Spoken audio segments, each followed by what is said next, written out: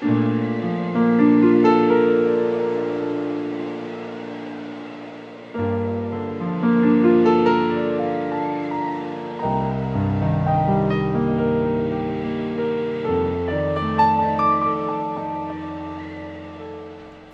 mīļie klausītāji!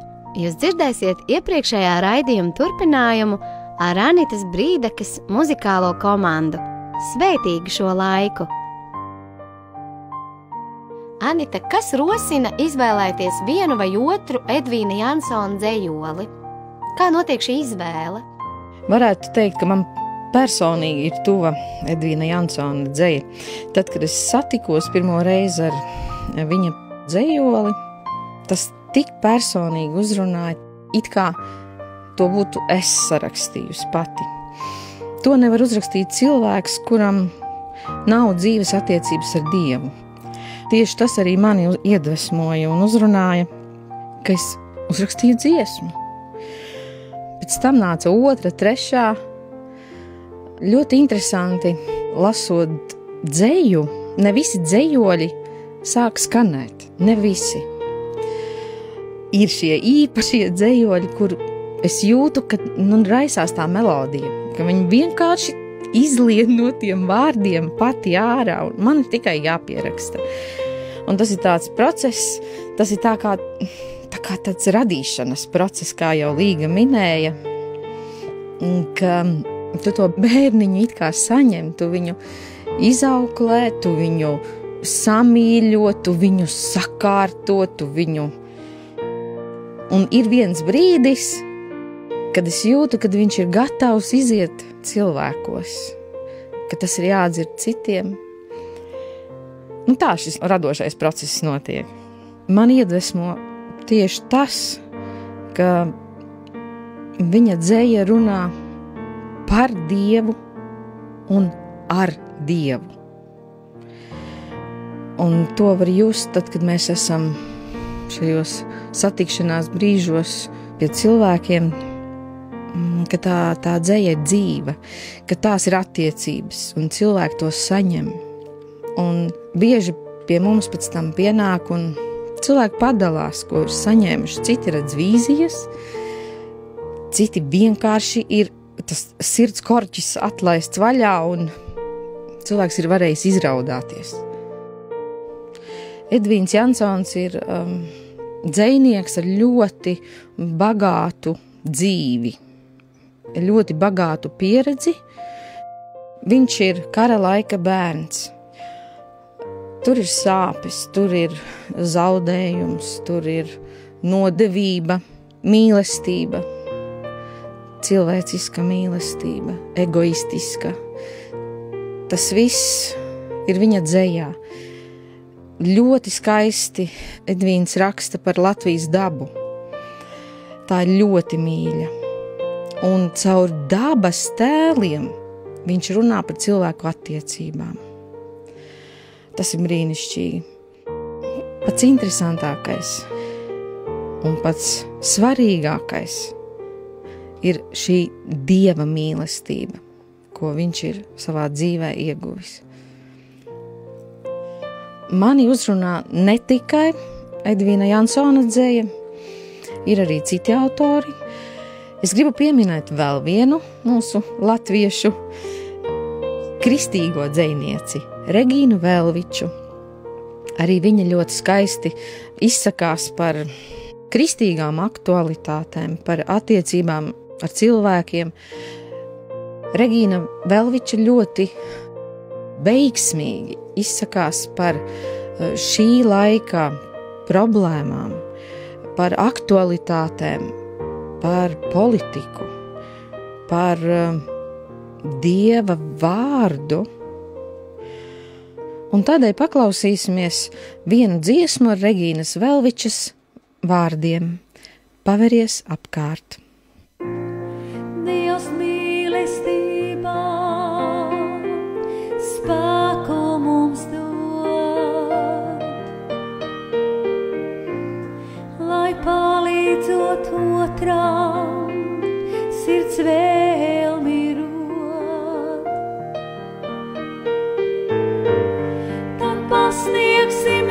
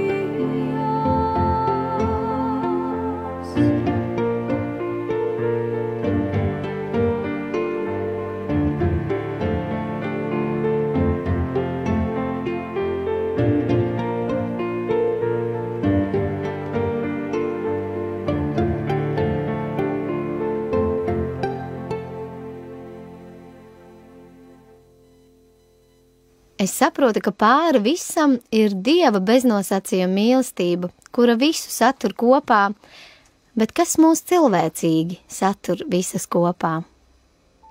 Neapšaubāmi ticība Dievam, kas mūs vieno un satur, mīlestība vienai pret otru, mīlestība pret cilvēkiem, mīlestība pieņemt mūs katru tāda, kāda mēs esam, bez izlikšanās, rāmjiem. Noteikti tāda priecīgāka nots arī dzīves prieks. Mēs ļoti daudz smejamies, un pats galvenais arī pēc Dieva mūzika, jo mēs esam tomēr visi mūzikas pedagogi, un mūzikā mēs tiešām plūstam, un Dievs caur savu svēto garu mums izrāda lielu tādu labvēlību. Es domāju, ka mēs arī šeit uz zemes kopīgi muzicējot varam ieraudzīt debesis. Jautājums, kuru es gribētu jums pajautāt, kā Dievs bagātina jūsu dzīves? Vai tas ir tikai caur labām, skaistām un priecīgām dienām, vai tomēr viņš veido mūs arī caur sāpēm, bailēm un grūtiem brīžiem? Līga, varbūt tu vari. Es varbūt personīgi. Tad, kad es esmu tajā zemākajā punktā nonākusi, tas bija tas lielākais lūzums manā dzīvē, faktiski. Tā bija pirmā reize, kad es vispār pilnībā tiku salauzta. Visādi. Tanī brīdī manā dzīvē ienāca Dievs tā, līdz galam. Ja pirms tam tas bija kāja tur un kāja varbūt otrā pusē, ja, un šūpojās. Un varbūt, ka es vēl varētu kaut ko pati, ja, tad tajā punktā, kur es atrados, es atdevu Dievam visu savu dzīvi, kāda viņa bija. Salauzta, briesmīgi, emocionāli izpostīta, materiāli vienkārši nulles punktā. Un tad sākās tas brīnišķīgākais, jo tas kritiens ir tik milzīgs un tik sāpīgs, ka tā pacelšanās ir lielākā atbrīvošanās. Tā neiet gludi. Tas nozīmē arī atteikties, bet šī atteikšanās ir atvieglojoša. Tāpēc uz dzīvi vairāk skatos,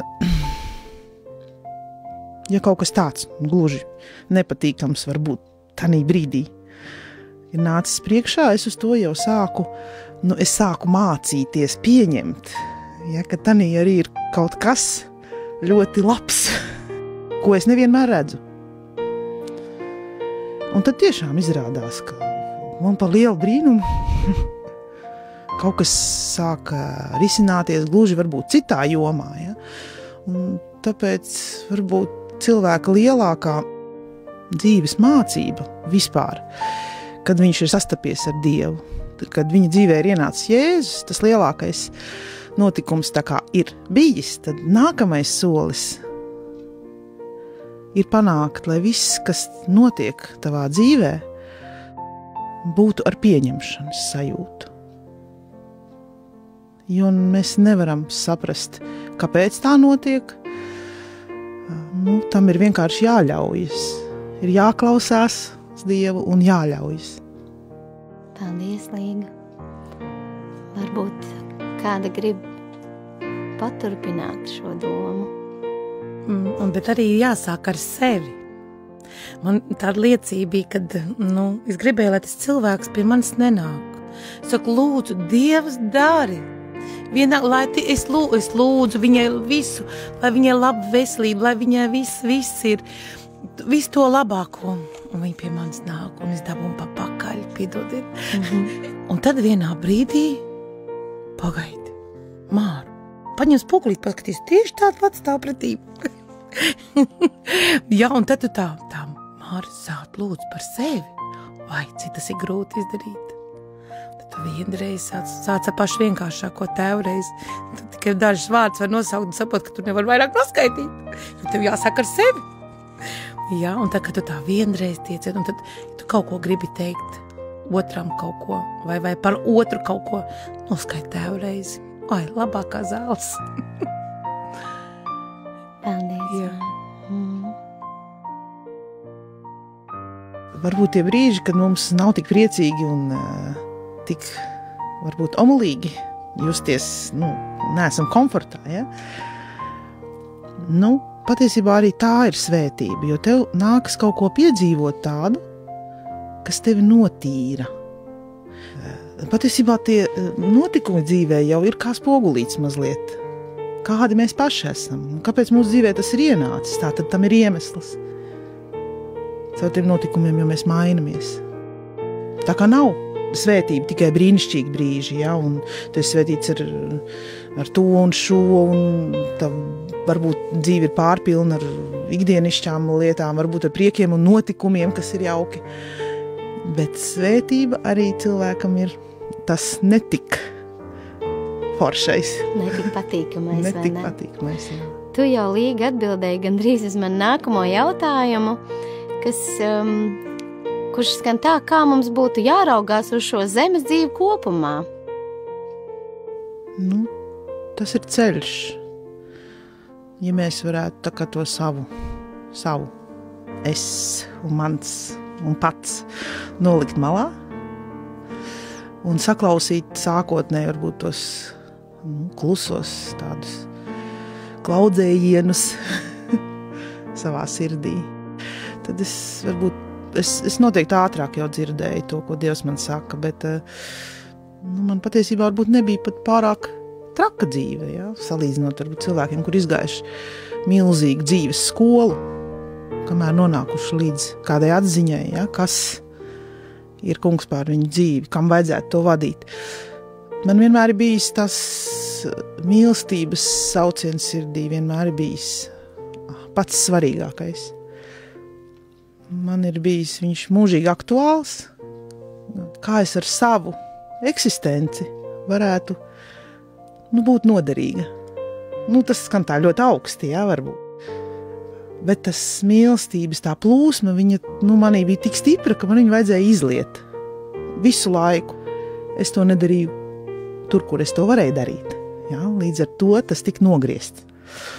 Un tai zemākā punktā atkal es atklāju Dievu. Ja? Tur es ar viņu varēju sastapties. Tā kā dzīve ir kā skola, kurā mēs mācamies sastapt viņu.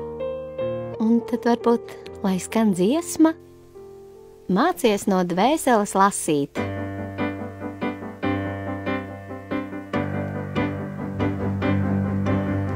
Mācies no dvēseles lasīt tik vārdus, kas sirdī vien kvēl. Tos vārdus nevajag sacīt, par kuriem vēlāk būs žēl.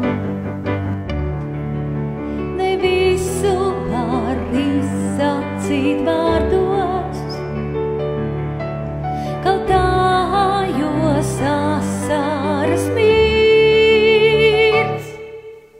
Tik ieklausies brīžos vien tādos, ko klusējot saka tev sirds. Tik ieklausies brīžos vien tādos, ko klusējot saka tev sirds.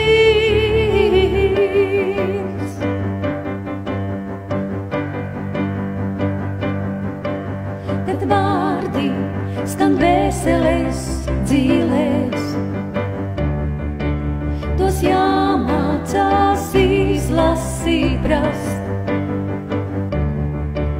jo sirds to vien patiesi mīlēs. Ko varēs tā klusumā rast, tos vārdus nevajag sacīt, kas patiesi nenāk no sirds. Ļauj savai dvēselei lasīt, kas sirdī un acīs tev mirds. Ļauj savai dvēselei lasīt, kas sirdī un acīs tev mirds. Ļauj savai dvēselei lasīt, kas sirdī un acīs tev mirds. Ļauj savai dvēselei lasīt, kas sirdī un acīs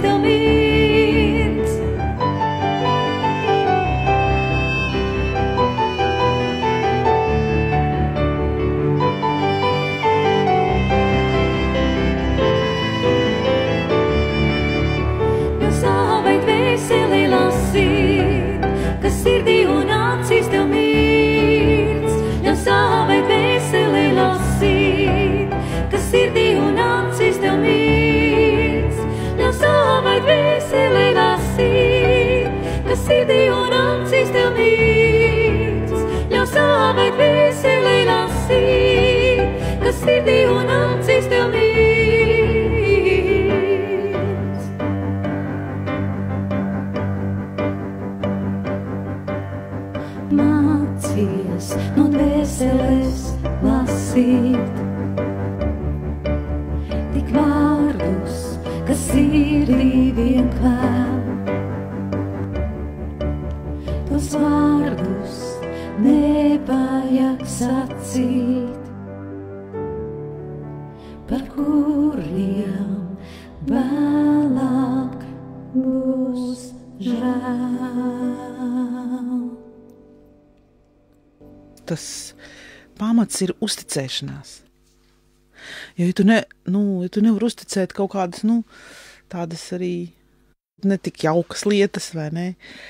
Vai, teiksim, citi baidās kaut ko stāstīt, jo redziet, kāds var tur, ja? Cilvēks kaudīgi un labāk klusēt un nedalīties, ja? Ir visādi tie stāsti. Tā uzticēšanās baigi svarīga. Tur ir tā sakne visa, ka tajā dziļākā būtībā, no tās uzticēšanās aug tā mīlestība, tā, viņi vienkārši iet plašumā.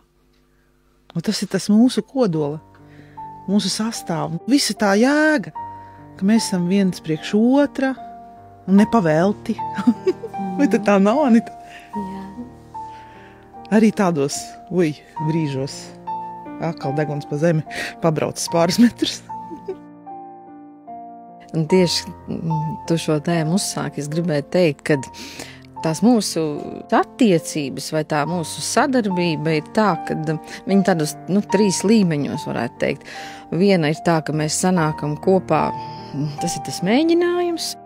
Tas nav tikai mēģinājums, tur ir smiekli, tur ir ļoti daudz smieklu. Un tad ir otrs tas veids, kā mēs satiekamies, tas ir jau ejot kalpojot, un tad tu vari baudīt, tu vari baudīt to Dieva klātbūtni, tu vari baudīt, kā viņš dara priekš tiem cilvēkiem, ko viņš ir nodomājis. Tu to visu vari pats baudīt. Un tas trešais ir tās mūsu attiecības, kas ir atsevišķās draugi. Jā, tas ārpus, ja? Ka tu vari lūgt viens par otru, ka tu vari palīdzēt, vienkārši mīlēt. Un tajā uzticēšanās, tajā cilvēciskajā izpratnē slēpjas arī tas pamatiņš slēpjas tajās kopā spēlēšanā, jo mums jau pārsvarā ir Anitas dotās melodijas, viņas idejas, viņas iekšēji skanošais pavadījums, viss, kam tur jābūt un tā, bet nav jau noša. Un tad tas tajos mēģinājumos uzplaukst. Tad var pastīties visas mūsu ambīcijas. Mūsu arī bailes, varbūt būt pietiekami spilgtiem. Tur izpaužas arī mūsu bailes būt vājiem kaut kādā profesionālā punktā, ja? Un tas arī ir tā kā atklāšanās tam otram, atklāšanās arī tajā savā nespējā, un līdz ar to tas kopdarbs ir tik ciešs, un tā puķi, kas uzplaukst, viņi ir tik krāšņa, ka iespējams tāpēc tāds pat visšaurākajā sastāvā, kādā mēs esam bijuši, vismazākajā sastāvā ir spēlētais ir, kā tāds milzīgs mīlestības piedzīvojums. Varbūt pat nelielai publikai. Varbūt ir tikai mūsu tuvākie bijuši klāt. Arī kādā mēģinājumā, kad kopdarbs ir tapis. Tas ir tik krāšņi, to nevar aizmirst, un tad tu gribi atkal nokļūt, atkal gribi satikties, jo atkal gribas veldzēties, atkal gribas pabūt tajā priekā un tajā procesā, radīšanas procesā. Jo cilvēks tiešām ir, viņam ir iedots šī spēja radīt. Ne tikai fiziski, ja, bērniņus mums laist pasaulē, bet ir iedots radīt ar saviem talantiem, aicinājumiem, ar ieliktajām dāvanām. Tātad radīt kaut ko tādu, caur ko Dievs uzrunās atkal kādu citu sirdi. Tās ir tā mūsu sastāva, man liekas, tā pamat būtība. Kāpēc mēs vispār kaut ko darām, kāpēc mēs esam satikušās, kāpēc mums ir šī nepieciešamība. Jā, paldies Dievam par to. Jā, tā ir liela laime to piedzīvot. Jo cik daudziem cilvēkiem ir talantu, ja, visādu garu dāvanu, viņi viņas nevar pielietot, jo ir kaut kāds šķērslis. Ir kaut kas varbūt, kas nav izdevies, kāpēc tas ceļš tā kā ir drusku ar puspavērts, ja, teiksim tā. Jā. Mums ir vienkārši paveicies. Jā, paldies Dievam. Tiešām. Jā, par to lielu pateicību. Jā, liela pateicība. Māriņ, vai arī tevi biedē kļūdas un neizdošanās? Ja tas būtu kādu gadu atpakaļ, tu pajautā, tad es noteikti teicu, jā, ļoti, jo tas ego, taču nabadzīgs nevar bez tā iztikt. Bet tagad, es domāju, ka nē. Ja no šī brīdī, šī laikā, man pirmkārt jau gribās dzīvot arī tagad, jā. Un man gribās ieklausīties, ko saka sirds, ko saka man, un stāvēt tajā, es viņu saucu par tādu Dievu mieru, un tad tu viņu dzirdi. Kļūdies, nekas, un tad tev, protams, ir jāatzīst. Kādreiz nav viegli, bet kādreiz ir bijuši tā, ka jā ļoti, un kādreiz bijis pat bērnam jāsaka, piedod tev taisnību, esmu kļūdījusies. Jā, bet lai viņam nav arī aizvainojumu. Aizvainojums jau tad tur to sāpi. Tad tur var palīdzēt lūkšanas. Kas ir kļūda? Otru nosodīt vai otru pieņemt tajā? Kāpēc viņš ir? Jo kāpēc vienmēr ir, viņš var pateikt, kāpēc viņš tā darījis. Tā kā, to sadzirdēt. Jā. Kā mācības process. Jā. Un kļūdas jau bieži atkārtojas. Ja pavērojam norību, man liekas, jebkurš savā dzīvē var tā kā paskatīties atpakaļ, jau uz atzisušām problēmām, ja? Ka varam jau iesmaidīt par to, jā, pajokot par kaut ko. Tad var redzēt, kā, teiksim, pilnīgi neatlaidīgi situācijas, kur atkārtojas. Varbūt personāži mainās, varbūt nemainās, ja? Bet mēs nokļūstam kaut kādā tādā sērija veida notikuma, atkārtojumā nepārtraukt. Un tad ir tā kā... Kamēr tev ir atklāsme. Beidzot sadzirdi, jā, un tu tā sadzirdi, un tad tu tā, es īšu darbu, es zinu, ko es tā darīšu, lai viņš tu nekļūties. Tā sapratne rodas pamazām. Jā. Tas tā kā mazam bērnam, vai ne? Nesaprast pieaugušo problēmas, tā jau mums, tas Dievs arī mācīja, no tā paša sākuma mēs uztveram, kā bērni, ja, varbūt niķīgi, un tad dusmojamies, un visas tādas psiholoģiskās fāzes izejam, ja, emocionālās, ja, kamēr mēs spējam pieņemt pašu šo faktu, un tad viņu arī risināt. Un tad tāds tā kā liekas, kaut kas mainījies. Mēs saprotam, ka Dievs izdarīs milzīgu darbu kaut kā pārmaiņām mūsos.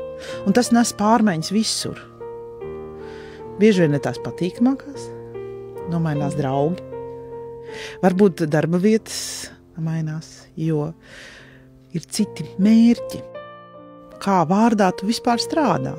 Vai tas ir tikai naudas dēļ, lai samaksātu savus rēķinus, un varbūt labāk vai sliktāk izdzīvotu vai dzīvotu, vai tomēr tai visai mūsu darbībai, kas ir mūsu dzīvē, ir kaut kāda ļoti, ļoti liela nozīme. Un tā noteikti arī ir. Pie šādiem krasiem lēmumiem, tu tiešām esi spiests iekšēji spiedienu dēļ nomainīt darbu vai ārēji apstākļi ietekmē nomainīt darbu. Tu vienkārši nonāc pakāpeniski. Arī nevienmēr patīkams process. Varbūt ir bijuši lauri, panākumi, daudz aplausu, cildinājumu, bet gal galā tu saproti, ka tas nenes neko citu kā tādu tukšu izdegšanu. Un tevī nav šī piepildījuma, ir tikai milzīgs caurums. Jā, un tad pienāk brīdis, kad tu vienkārši maini. Un tad es paskaties, vai tas bija tik viegli patiesībā. Un tu esi spējīgs pieņemt lēmumu un nokārtot jautājumu, tūlīt uz vietas, pielikt punktu, nezinot vispār, kur tavs ceļš ies. Un tas pārsteidzošākais ir, kā Dievs dara visu, pilnīgi neaptverams lietas. Lai tev nebūtu šī nabadzība vai kā trūkums ikdienā, lai būtu tomēr sava iztikšana un pats galvenais, lai tev būtu piepildīta un radoša darba vieta, kurā tu vari izpausties, kā cilvēks, kuram Dievs devis šo spēju ikdienā radīt caur mīlestību. Jā, pie tā pašlaik paliksim un klausīsimies manu mīļāko Anitas dziesmu, un tā ir lūkšana. Lai skan! Saliec, kungs, mani kopā visu no jauna. Neļauj pieskarties manai dvēselei, garām ļaunām.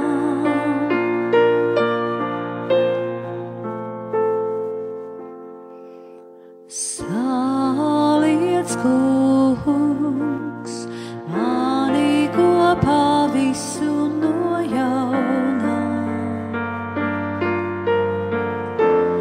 Neļauj pieskarties manai dvēselei, garām ļaunām.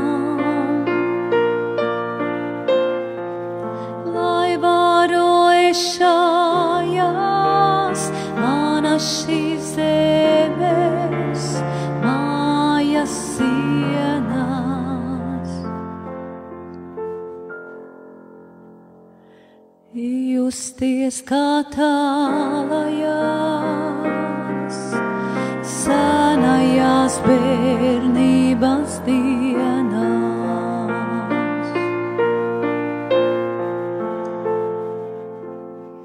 Kungs, pieskaries manam pēc tavas svētības augstošam garam, kā savā vīnkokā mūžā, zaļajam zaram.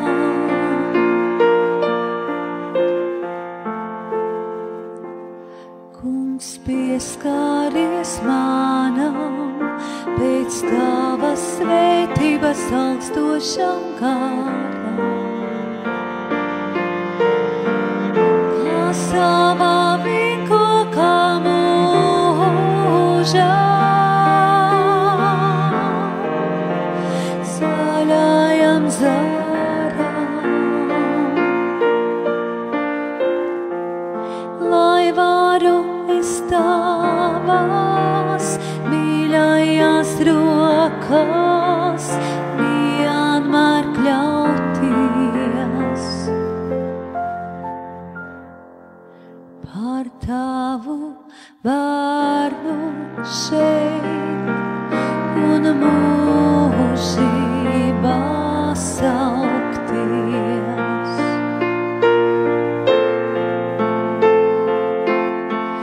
Lūdzu, kungs, pieskaries ar savām svētājām rokām.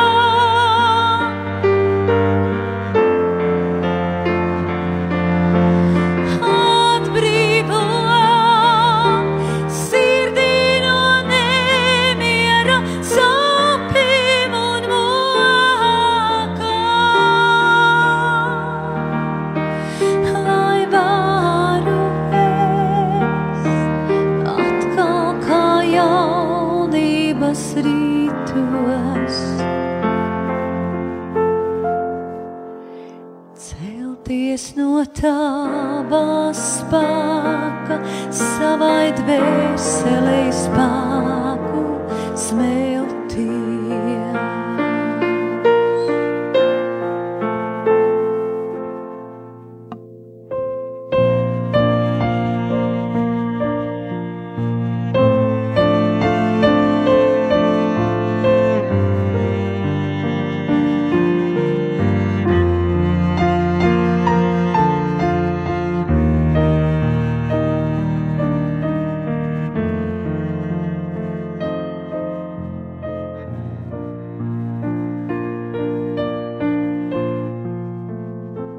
meitenes, kas jūsu dzīvē ir bijis lielākais prieks un bagātība un varbūt lielākais zaudējums? Prieks ir būt kopā ar ģimeni. Prieks ir, kad kad vīrs atbalsta. Varbūt tas ir tā liekas, es jau baznīcā, nē. Bet vīriņi, es aiziešu, man tur mēģinājums, es iešu, labi, es pastīšos, bērnu vakariņas būs gatavs. Un tā ir tā viskaistākā lieta, kad atbalsta. Liekas, kas tad tur, jā? Es, protams, varētu uztaisīt vakariņas un skriet un iet, bet viņš ar to savu klātbūtni, ar to savu darbu, viņš palīdz tam. Un man ir tāda bijusi laime, kad es tad šī brīdī man nenāk prātā, ka es būtu kaut ko tādu šausmīgu zaudējumu man būtu bijis. Mani Dievs ir tā sargājis. Varbūt, kad viņš ir tā dziedinājis, kad es to neesmu pamanījusi. Un varbūt tāpēc man arī ir man gribētos teikt, tā cilvēku mīlestība ir tik milzīgi liela, jo kādreiz cits saka, ko tu te var ņemties? Un es domāju, kā tu tā, bet es pēc tam tikai biju atnākusi tā atbildi, ka viņam jau nevajag to mīlestību. Viņam pietiek, ka savu, ko tu te uzbāzies. Jā, un tad tas tāds brīnums, kad es to varu tagad jau pateikt, jo agrāk es domāju, stāvu apstulbis. Uz to ir kā apvainojumi. Jā, kā apvainojumi. Var atraidīt. Jā, tāds. Un vēl ir prieks, kad tu vari nebūt, es vairāk neesmu upuris kaut kam. Kad, vai es nabadzīgs, es jau tā, un mani tā. Pagaid, nostājas uz kājām, sāc skatīties, sāc klausīties. Jā, un tas ir tas prieks. Elita, varbūt, kas ir tavā dzīvē lielākais prieks un bagātība? Mans lielākais prieks ir tas, ka Dievs man ir atradis. Es nepārteicos tiešām, mani Dievs, nevis es viņu. Jo es jau no agras jaunības, atceros jau studiju gados, gribēju pārtraukt studijas, un tad Dievs jau uz mani runāja, bet es biju jauna un tāda nevaļīga meitene. Un kā mans vēstures skolotājs pasniedzējs vienmēr teica, Elitiņa lido kā tauranīts no ziedu uz ziedu. Gluži, ka es būtu nenopietna, bet es biju tāda nevaļīga. Un tad Dievs uz mani jau runāja, bet es laikam nemācēju saklausīt tad viņa balsi. Un tad gāja gadi, un gāja vēl gadi, un dzīvē jau ir mums arī ne tikai tie kalni, bet arī tās lejas. Un jābrien, un tad mēs sākam ieklausīties, jā, gan sevī, un tad, kad mēs esam mierā un klusumā, tad jau Dievs uz mums runā, un tad mēs spējam saklausīt viņa balsi. Un nevienmēr viņš runāt var caur Bībeli, caur svētiem rakstiem, vai arī caur kādu pravieti vai mācītāju, bet viņš var runāt arī caur cilvēkiem, caur dabu, caur situācijām, caur dažādām dzīves lietām. Jā, un laikam man viņš runāja, ja tā godīgi atzīstoties, caur varbūt manu lepnību. Jo Dievs veidoja manu raksturu, un viņš vienmēr ir teicis, ja tu esi manās rokās, tu esi kā tāds neapslīpēts dimants, un es noteikti nonācu viņa rokās apzināti, lai viņš mani slīpētu un veidotu pēc sava rakstura un savas līdzības, ja. Tā pirmā noteikti bija tā lepnība, ja, kuru man vajadzēja, kā saka, sevi izskaust. Bagātība noteikti ir mans dēls, kurš arī nodarbojās ar mūziku. Bagātība ir mana lielā ģimene. Bagātība ir, kad Dievs man ir devis labu veselību, kad Dievs man ir devis dzīves prieku, un ka viņš man devis tik daudz talantu, kad es vēl noteikti visu vēl neesmu apzinājusi. Devis man brīnišķīgus draugus un mūziķus, ar kuriem es ļoti labi saprotos, un mēs kā tāda viena liela ģimene. Mēs viens par otru zinām un viens otru uzmundrinām un paceļam garu, un mēs varam zvanīt jebkurā laikā, un mums vienmēr atradīsies kāds labs vārds un padoms katrai. Un es esmu tiešām priecīga un laimīga, ka man ir tādi apkārt cilvēki. Jā, slava Dievam par to. Paldies, Elita. Jā, mums tiešām brīnumaini katram šī liecība, ka Dievs mūs vada un šie dzīves ceļi mums ir tik bagātīgi, jā, viņa tūmā. Un es zinu to, ka Dievs arī mani pa šo dzīvi vada, varētu teikt, uz sevis beigām, lai viņš var caur mani dzīvot un var caur mani mīlēt. Un es ļoti esmu pateicīga viņam par jums, meitenes, jo es apzinos, kā attiecības veido svētais gars. Un mākslīgi to nevar izdarīt, nevar atrast otru cilvēku un nevar mākslīgi pielīmēties. To dara svētais gars, un brīdī, kad Dievs manā dzīvē deva mācību stundu, es zinu, ka es sirsnīgi lūdzu Dievam pēc jauniem draugiem, un viņš ir vienkārši brīnumains, un viņš ir vienmēr uzticams, un tāpēc bieži ir tā, ka, manuprāt, lielākais zaudējums kļūst par lielāko bagātību, un vēlāk arī neizpaliek šis prieks. Tas ir tas, ko es esmu piedzīvojis savā dzīvē, kad tajā brīdī notiek, varbūt, manuprāt, lielākais zaudējums, un Dievs to visu vērš par labu, un parāda, cik viņš ir varens, ja? Cik viņš ir varens un uzticams tad, kad es viņam uzticos. Un tiešām es gribu pateikt Dievam paldies, kad mēs varējām runāt un būt visas kopā, un es ticu, ka varējām dalīties mazliet ar savām dzīvēm, ar klausītājiem. Mēs esam atvērti uzaicinājumiem, mēs esam atvērti kalpot ar to, kas mums ir dots, dalīties, jo tas nes piepildījumu mums pašām, un noteikti iepriecinās kādu sirdi, noteikti. Un ar to mēs arī atvadīsimies no jums. Ar mani raidījumā kopā bija Anita Brīdaka, Elita Vojtkeviča, Līga Eglīte un Māra Lāgsdiņa. Paldies Dievam par viņa klātbūtni šeit un par jums, meitenes, katru dāt laiku, lai atnāktu uz šo tikšanos. Un raidījumu vadīja Sindija Tuča. Raidījuma ieskaņā un nobeigumā jūs dzirdat fragmentus no Anitas dziesmas ar Edvīnu Jansonu vārdiem Nāk Jēzus pie manis. Ar labvakar! Ar labvakar! Labvakar! Visu labu! Uz satikšanos! Snieg, tik stipri snieg,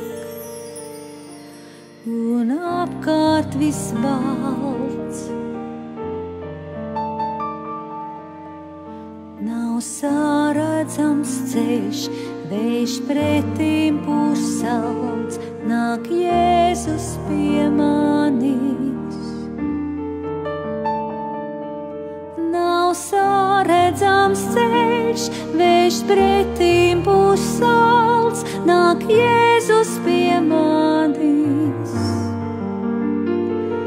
Nav sāredzams ceļš, vējš pretīm pūsalts, nāk Jēzus pie manis.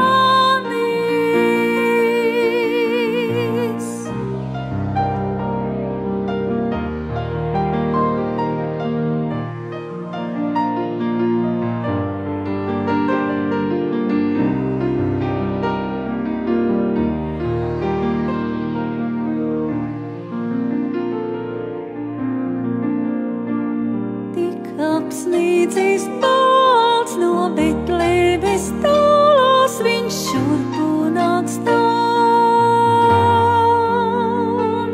Tik apsnīcis balts no Betlēmes tālos, viņš šurpu nāk stāns. Kaut sniegs ir tik dziļš,